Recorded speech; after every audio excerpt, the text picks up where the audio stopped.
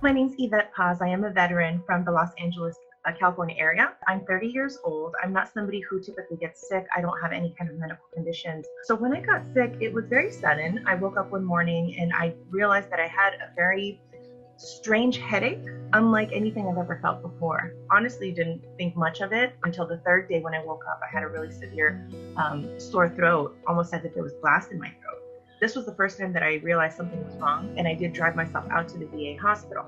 Sure enough, they said, well, not only are you positive, but you have severe pneumonia associated with COVID. I am in the hospital out in Long Beach at the VA. The first case here, so they don't know really what they're dealing with. So it's all just kind of wait and see. When you're in the hospital, you're completely alone. You are literally in a negative pressure room. There's 2 doorways between you and even the nurses. It is very scary. I'm actually a single mom, and I haven't been able to see my son since I got sick. It's torture.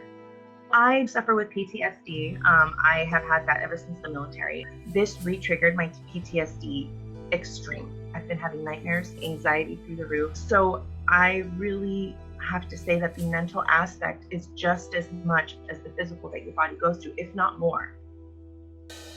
Welcome back. As you heard, that was 30-year-old Army veteran Yvette Paz, a single mother who battled and, thank God, survived COVID-19. And she joins us now from her home in Huntington Beach, California. First, Yvette, I got to thank you for your service on this Memorial Day weekend. I want to honor you while you're here with me. Listen, this experience that you had and that you chronicled is just heartbreaking when you see your son and how you were in isolation. But you say the military prepared you to battle COVID-19. In what way? My immune system took a beating. And I think that discipline that you get from the military had so much to do with my recovery. Apart from that, you have to learn how to work as a team when you're in the military, specifically to trust your team. And, you may not know all of the answers, but you have to trust that the person next to you is going to do their job. I felt that way when I was in the hospital. This was a very new disease. I was actually the very first case in the Long Beach hospital. So I really had to take a step back. I had to trust my doctors. I had to trust my nurses and just be able to do my part and to the best of my ability. And that was just to kind of hang in there and not give up and just trust that it was going to be okay. You talked about managing your PTSD. I can't imagine being in that hospital learning that you were the very first case there that they were dealing with. Did that trigger a flood of anxiety and emotion? Because it's one thing, yes, you can have trust in them, but even for the staff there, it was an unknown. Absolutely. So I think the overall experience there, I'll be honest, it was terrifying. Not only do you see the desperation in the doctor's faces and in the nurses' faces, but you feel the fear. You can see when they come near you, they themselves, they're afraid. But it was very comforting because the doctor would actually come into my room every single day. He'd pull up a chair and we would have conversations. And he said very clearly, I don't understand this fully, but we are going to help each other and work together to get ahead of it. You don't see nurses' faces. They're completely covered up from head to toe.